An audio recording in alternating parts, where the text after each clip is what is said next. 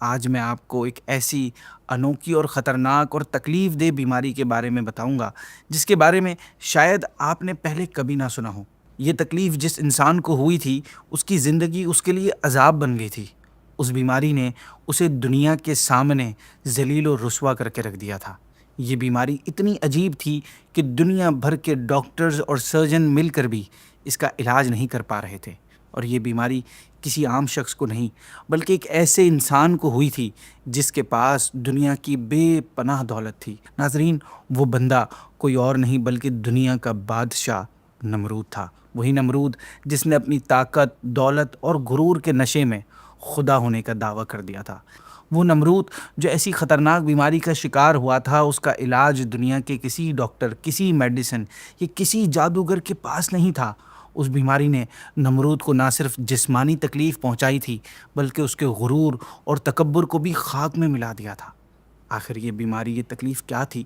اور سب سے بڑھ کر کویسچن کہ نمرود جیسے بڑے بادشاہ کو یہ بیماری کیسے ہوئی تھی؟ یہ جاننے کے لیے آپ کو آج کی ویڈیو اینڈ تک دیکھنی ہوگی۔ یہ لوگوں سے اپنی پوجا کرواتا تھا، کاہن اور نجومی بڑی کثرت سے اس کے دربار میں حاضر رہتے۔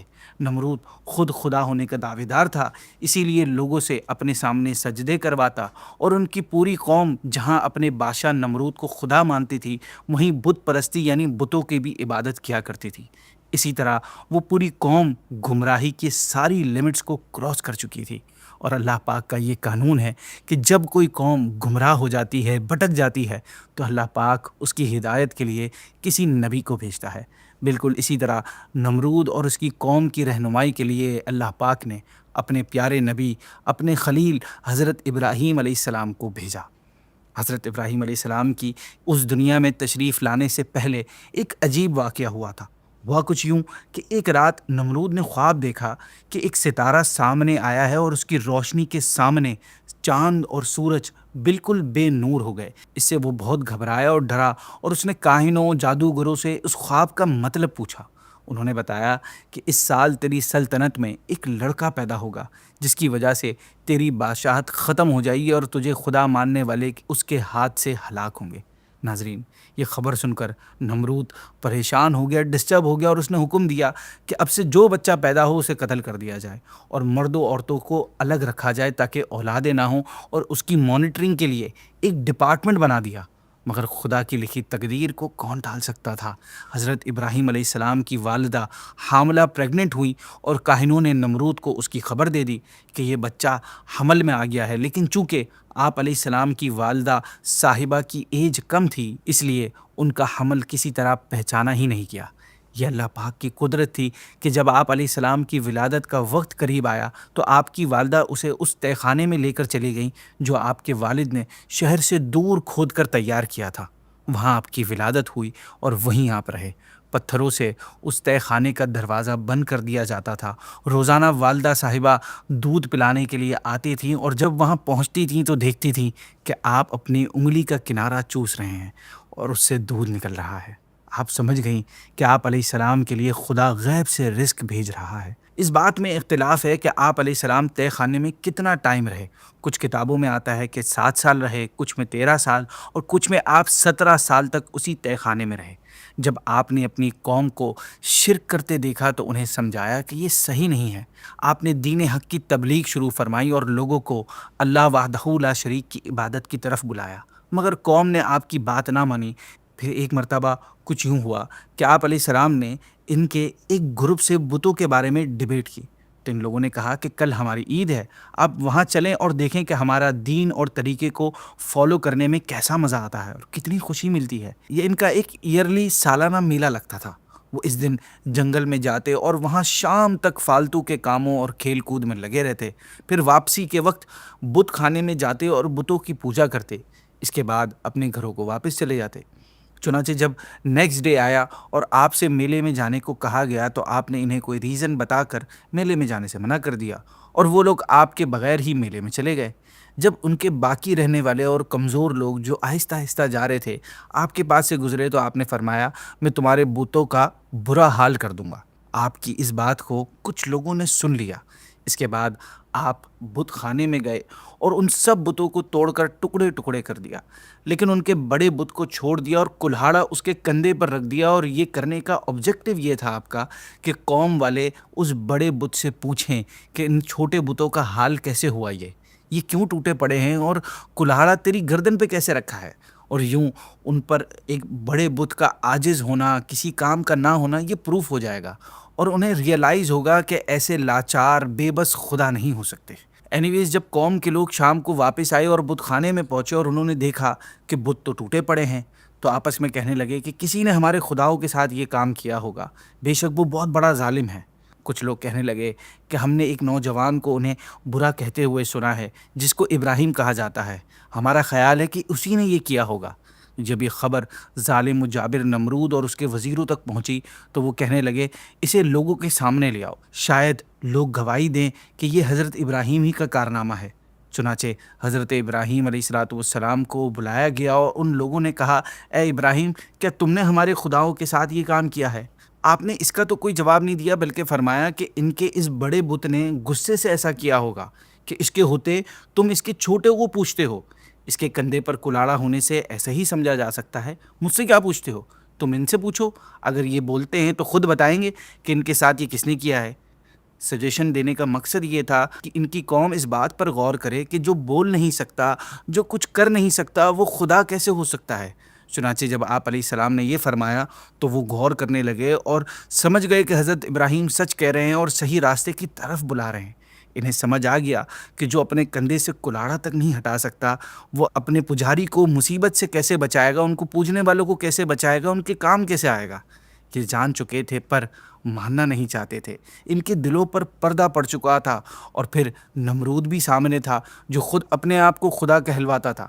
تو جب نمرود اور دوسرے لوگوں نے دیکھا کہ ہم دلیل سے حضرت ابراہیم کو منوا نہیں سکتے، تو انہوں نے آپ علیہ السلام کو قتل کر دینے کا فیصلہ کیا، اور اس کے لیے انہوں نے آپ علیہ السلام کو آگ میں جلانے کا پلان بنایا تاکہ آپ علیہ السلام کی شہادت سب کے لیے ایک بگ لیسن ہو جائے، اور اس کے بعد کوئی بھی بتوں کو برا برا بولنے کی جرت نہ کرے۔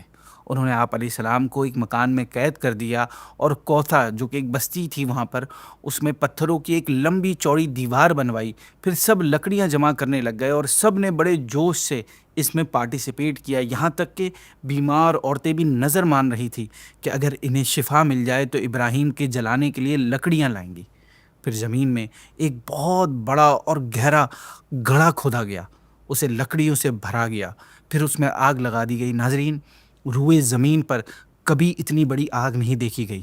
جب حضرت ابراہیم نے آسمان کی طرف نظر اٹھائی تو عرض کی، اے اللہ، تو واحد ہے اور میں زمین میں تنہا ہوں، اور زمین میں میرے علاوہ اور کوئی بندہ ایسا نہیں جو تیری عبادت کرتا ہو، مجھے تو ہی کافی ہے اور تو بہت ہی اچھا کارساز ہے۔ اس کے بعد اللہ پاک کے خلیل کو جلنے کے لیے آگ میں ڈال دیا گیا۔ امتحان کمپلیٹ ہوا، رحمت الہی کا دریا جوش میں آیا اور آگ کو حکم ہوا، یا نارو کونی بردم و سلامن علی ابراہیم، اے آگ ابراہیم پر ٹھنڈی اور سلامتی والی ہو جا۔ حکم ملتے ہی آگ نے اپنی فطرت ہی چھوڑ دی، روشنی تو باقی رہی مگر اس کی گرمی ختم ہو گئی۔ اس نے ان رسیوں کے سوا کسی اور چیز کو نہ جلایا جن سے آپ علیہ الصلاۃ والسلام کو باندھا گیا تھا۔ اس وقت حضرت جبریل آپ کے ساتھ تھے، آپ کے منہ پر پسینہ پونچھ رہے تھے، بس اس کے سوا آپ کو آگ نے کوئی تکلیف نہ دی۔ کفار نے جب یہ دیکھا تو وہ حیران ہو گئے کہ ہاؤ از اٹ پاسبل، ان کا پلان فلاپ ہو چکا تھا۔ آپ اس آگ میں 40 یا 50 دن رہے۔ آپ فرمایا کرتے کہ مجھے اس ٹائم پیریڈ میں جو راحت اور خوشی اور سکون حاصل ہوا، ویسا اس سے نکلنے کے بعد کبھی نہ مل سکا۔ کتنا اچھا ہوتا کہ میں ساری زندگی اسی میں گزارتا۔ اینی ویز ناظرین، آپ علیہ السلام جب سلامتی کے ساتھ آگ سے باہر تشریف لے آئے تو کفار کو پھر سمجھایا اور توحید کی دعوت دی، اور ایمان نہ لانے کی صورت میں انجام سے بھی ڈرایا۔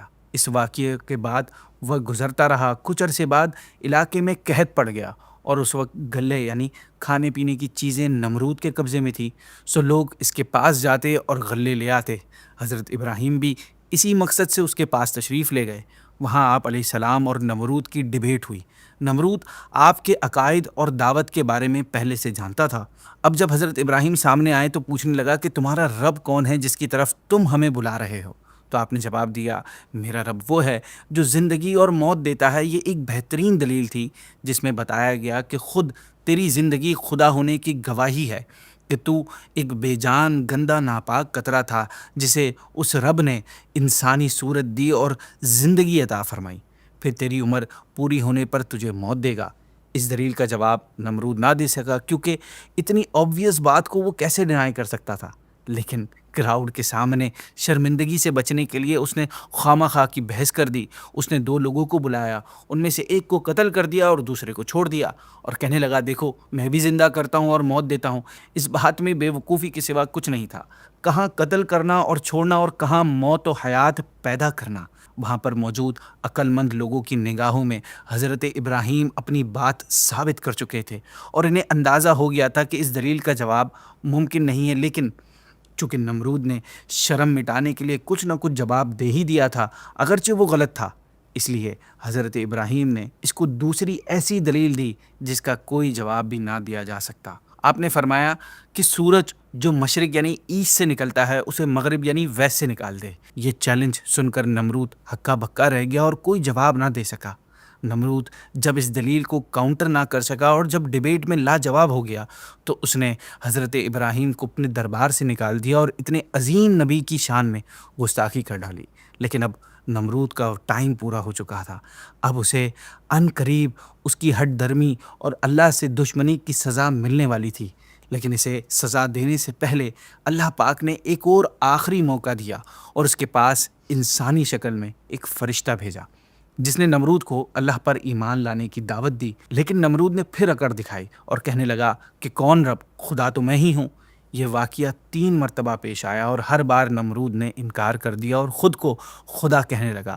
تو پھر فرشتے نے اس سے کہا کہ تم اپنا لشکر تیار کر لو، میں بھی اپنا لشکر تیار کر لیتا ہوں، پھر دیکھ لیتے ہیں کہ کس کے پاس کتنی پاور ہے اور کون خدا ہے۔ نمرود نے ایک بہت بڑا لشکر تیار کر لیا اور اگلی صبح وہ سورج نکلنے سے پہلے ہی اپنا پورا لشکر لے کر نکل پڑا اور لڑائی کے لیے تیار ہو گیا۔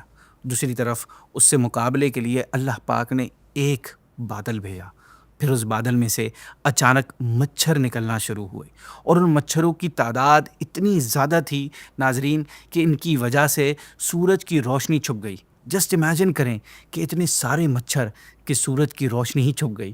پھر اللہ پاک نے اس بظاہر کمزور ترین لشکر جو مچھروں کی صورت میں تھا اس سے اپنے آپ کو خدا کہلانے والے نمرود کی فوج پر حملہ کر دیا، اور دیکھتے ہی دیکھتے وہ سارے مچھر نمرود کی پوری فوج کا گوشت تک کھا گئے۔ جی ہاں ناظرین، وہ مچھر صرف خون نہیں چوس رہے تھے بلکہ وہ ان کا گوشت تک کھا گئے تھے۔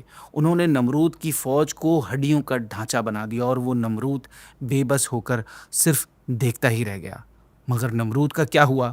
کیا نمرود کا گوشت بھی مچھروں نے کھا لیا؟ نہیں، نمرود کے ساتھ وہی معاملہ ہوا جس کا ذکر ہم نے ویڈیو کے سٹارٹ میں کیا تھا۔ نمرود کو اگر اتنی آسانی سے موت مل جاتی تو دوسروں کے لیے عبرت اور ایک میسج کیسے بنتا؟ اس لیے نمرود کو کسی مچھر نے نہیں کھایا بلکہ ان مچھروں میں سے ایک مچھر نمرود کی ناک میں گھس گیا، پھر ناک کے ذریعے اس کے دماغ میں چلا گیا اور اس کا دماغ کھانا شروع کر دیا۔ ناظرین، 400 ایئرز تک وہ مچھر اس کا دماغ کھاتا رہا اور یوں نمرود سخت ترین تکلیف اور عذاب میں گرفتار ہو گیا۔ اور یہ صرف ایک تکلیف تھی، اس کے ساتھ ساتھ دوسری تکلیف یہ بھی تھی کہ اسے صرف اسی حالت میں سکون ملتا جب اس کے سر پر کوئی چیز ماری جاتی۔ اسی طرح اس کے سر پر 400 سال تک جوتے لگائے جاتے رہے، جس سے اس کو لوگوں کے سامنے ذلیل و رسوا کر کے رکھ دیا۔ اپنے آپ کو خدا کہلانے والا اب لوگوں سے کہہ رہا تھا کہ میرے سر پہ جوتا مارو۔ روایات میں یہ بھی بات آتی ہے کہ جو بھی اس کے محل میں آتا پہلے اسے جوتا لگاتا، تو یوں اللہ نے نمرود کو اس کے اسلام دشمنی کی سخت اور ذلت بھری سزا دی جو اس کی موت پر جا کر ختم ہوئی۔